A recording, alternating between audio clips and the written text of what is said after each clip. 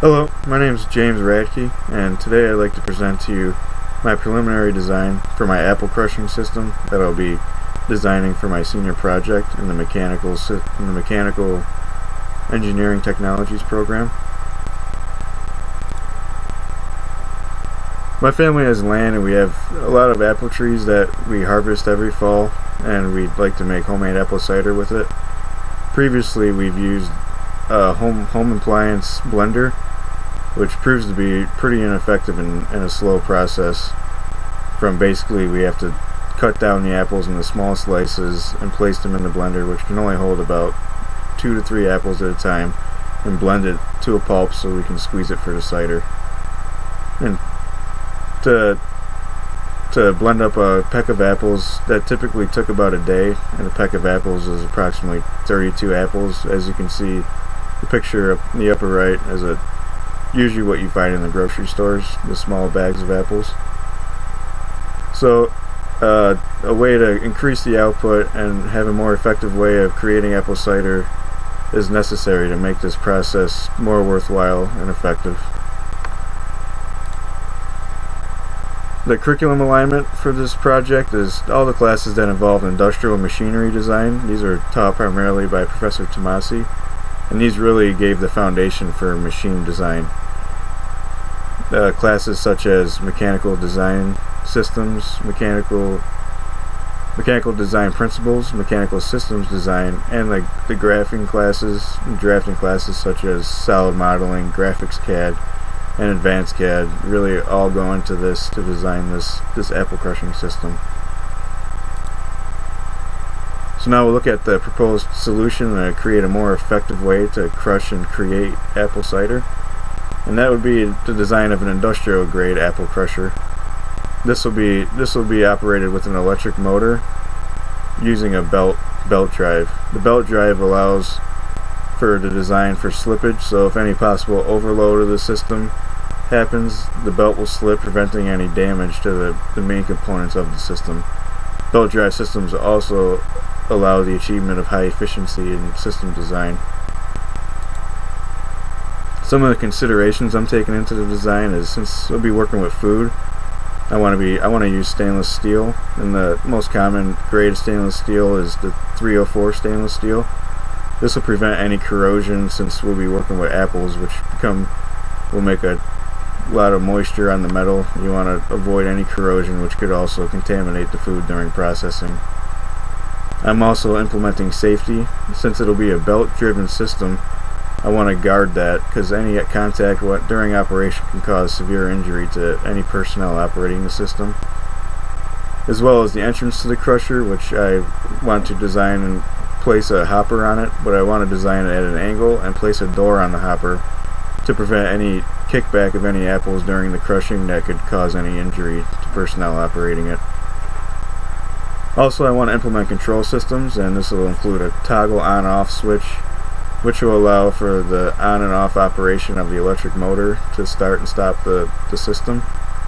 As well as near the entrance where you place the apples, I want to place a push button which will allow for the immediate shutdown of the system during any catastrophic failure during operation. Now we looked at the design considerations. I want to take a look at the steps needed to be taken to complete the design, and that'll first take the calculations of the system, which will be of the belt drive. Which will calculate the belt drive, allowing us to determine what parts and sizes of sheaves that will needed, proper center distances, belt life, and efficiencies, and determine proper output of RPMs to the driven sheave of the system. Also, calculations to design the shaft. Since the shaft I want to have keyed, I'll have to also run calculations to determine the size of the key for the torque transfer in the system. We'll also need to run calculations for the clamping loads for any possible bolting needed in the system. Once the calculations are completed, I'll be able to do my part selection. Once I have my parts selected, I can start transferring everything into my CAD drawings, which will allow me to create my detailed drawings to begin fabrication. And also through the CAD drawings I'll be able to determine my overall footprint that the machinery is going to take. Now that we looked at the design, the steps for the design, I want to look at my concept of design. I want to have a stainless. Everything that comes in contact with the food is going to be stainless steel, and the base frame is going to be structural steel. And I want to use primarily L channel, and I'll use sheet metal throughout to allow placement of the motors and belt guards.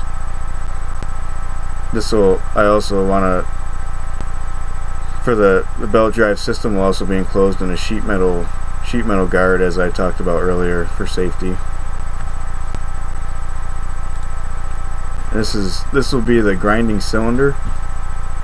As you can see, it's a hollow stainless steel cylinder, which I'll have cutouts of stainless steel plate and circular to fit into the inner diameter of the stainless steel cylinder, and weld that to that, which will then allow for the connection of a quick disconnect bushing, which allows it to secure to the shaft and tighten down the set screw onto the key. As you can see, around the outside diameter of the hollow cylinder is sheets or small strips of stainless steel plate grooved out to facilitate the grinding of the apples. Once the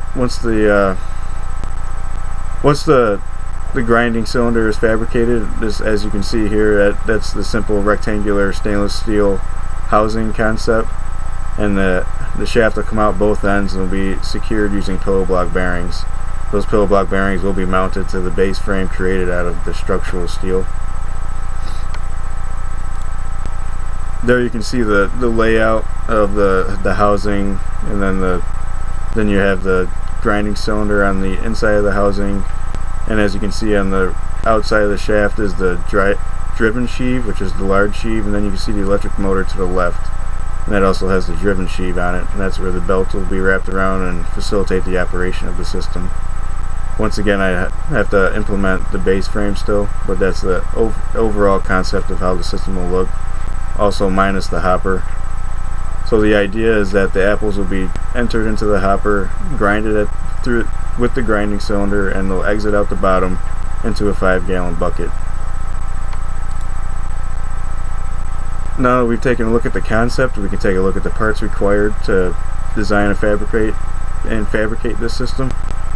Well, we needed an electric motor, 2 3V belt sheaves, 3V belt, 304 stainless steel shaft, quick disconnect bushings, A36 structural steel for the base frame, A36 sheet metal, and stainless steel sheet metal to fabricate the belt guard.